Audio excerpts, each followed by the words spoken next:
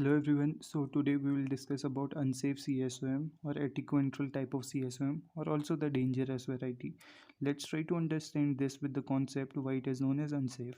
So this is because it causes bony erosions within the middle ear or the mastoid, leading to the spread of the infection superiorly in the brain or posteriorly through sigmoid sinus, inferiorly into the base of skull or many other places. So what is the cause for this bone erosion? Actually, there is a formation of cholesteatoma.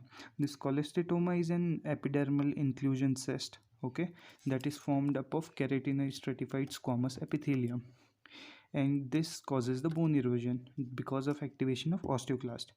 The details will be explained later on, okay. And this cholesteatoma, when present in the parts of the temporal bone where it is not naturally present, like middle ear, mastoid cavity and petrous apex, means generally the stratified keratinized stratified squamous epithelium is found over external auditory canal, okay, in its lining.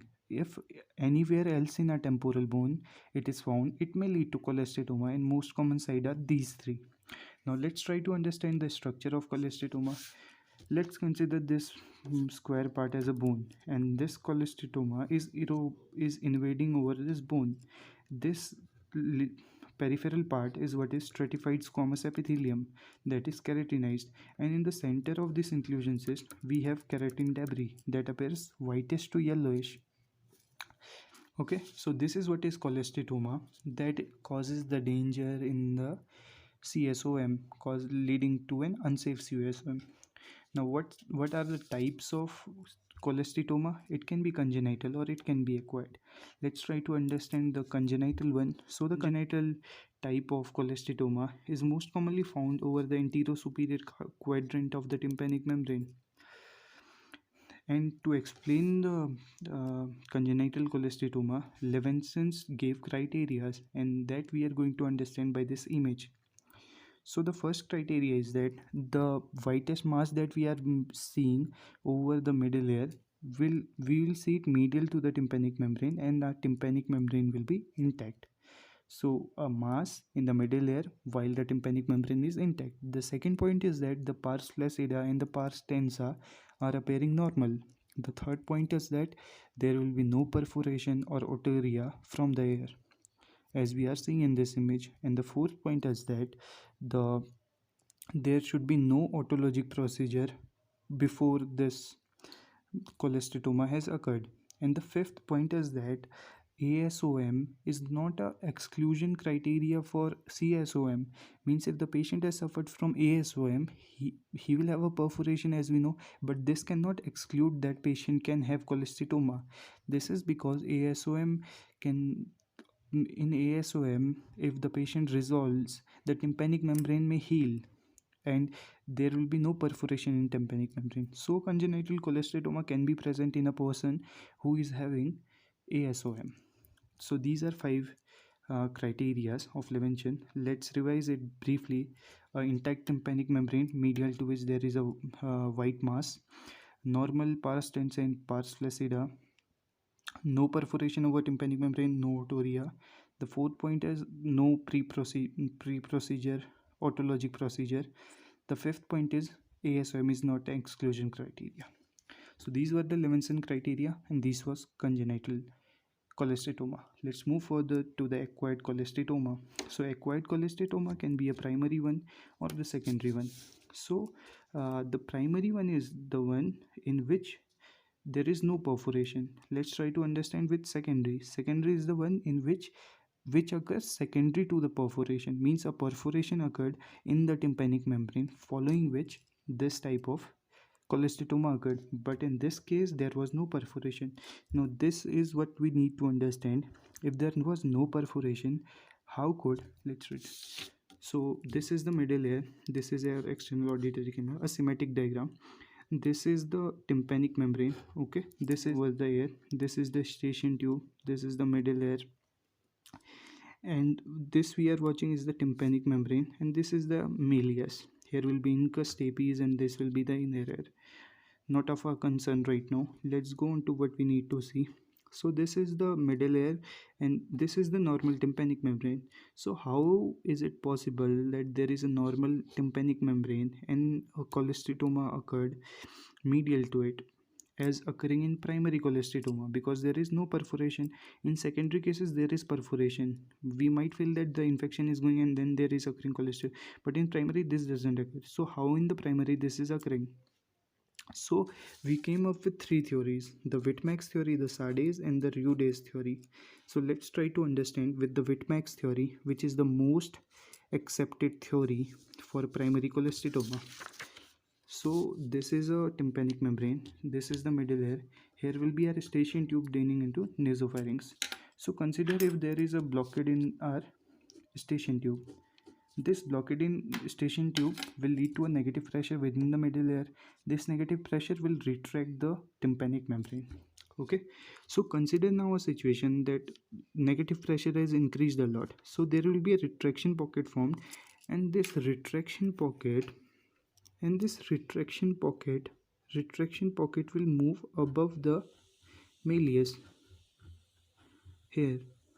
From the tympanic membrane, this retraction pocket formed due to the pouch formed from the tympanic membrane will be sucked in, and this retraction pocket will go into the epitympanum, means upper third of the middle layer, that attic area, and this area is also known as Prusik space.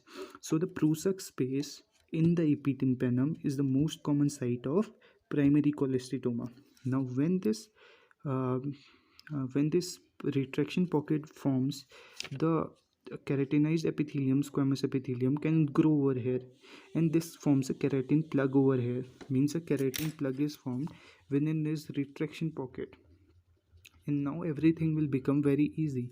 Now when this keratin plug is formed, this is a site where the mixed bacteria grow.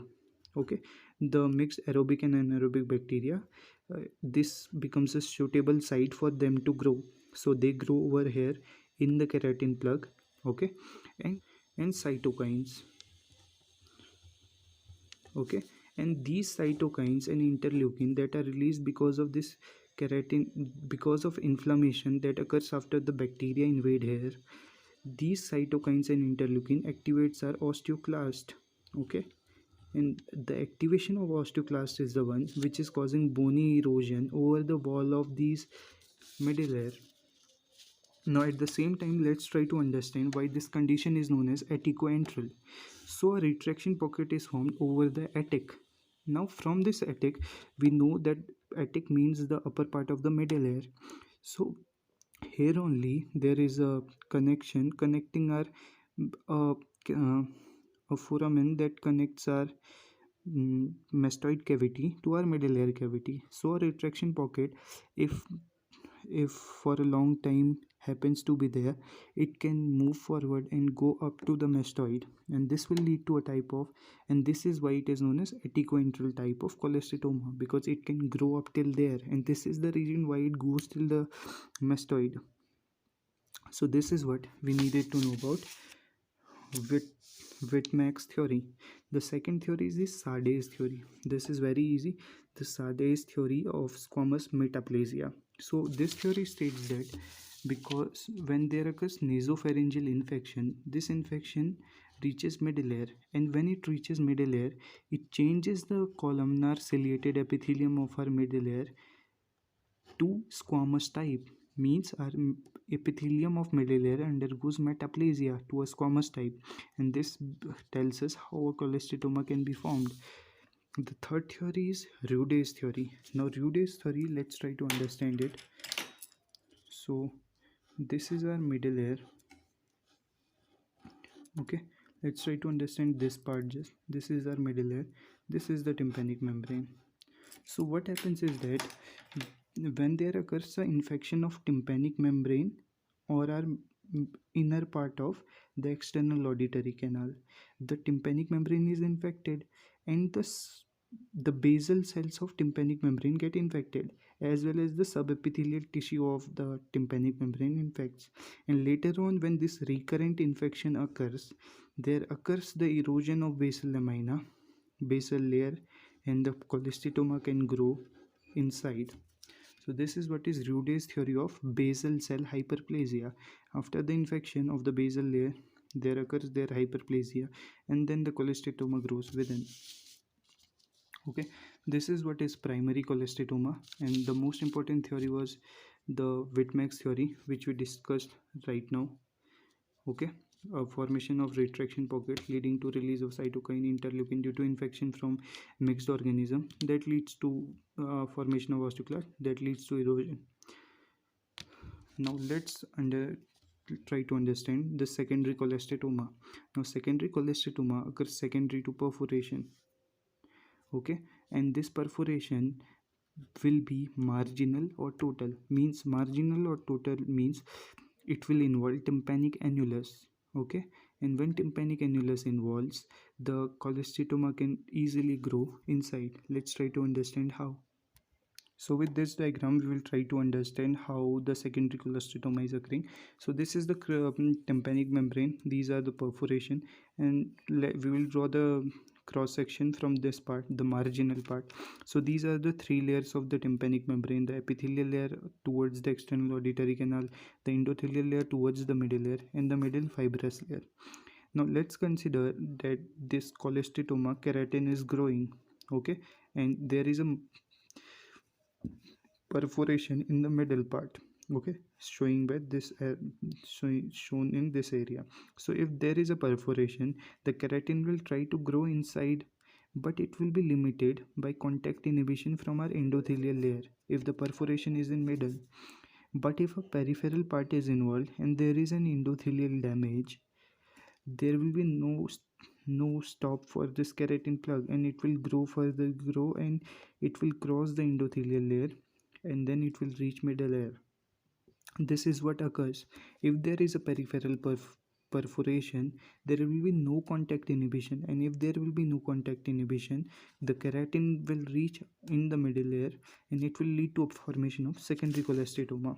So secondary cholesteatoma occurs when there is a marginal perforation or there is an endothelial erosion. Okay, and we know that root is through the marginal perforation. The last thing we will try to understand is that the Haber, this perforation, the total perforation in the margin is most common in the posterior superior quadrant. As you are seeing in this image, it becomes very clear with this image. Okay, so this is what we needed to understand, and this is what is cholesteatoma formation in an unsafe CSOM. Thanks for watching.